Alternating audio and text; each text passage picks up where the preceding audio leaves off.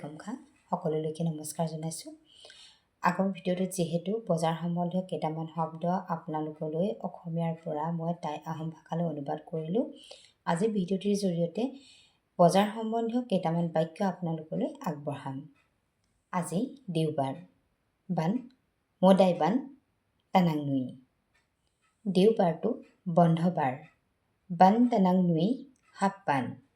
হাপ মানে হৈছে বন্ধ। আজি বজাৰ বাৰ, বান্নাই বানকাট।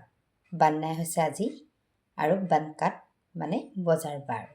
কাট মানে হৈছে বজাৰ আৰু বান মানে হৈছে বাৰ। আজি বজাৰ বাৰ, বান্নাই বানকাট।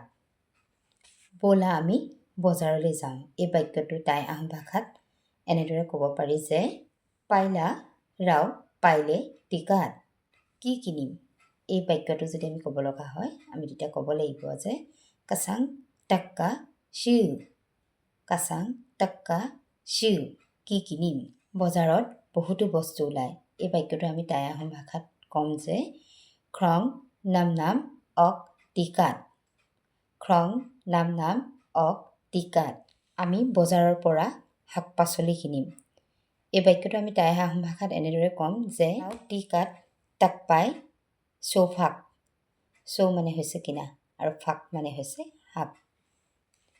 কাংখন্দি চুমিয়াও।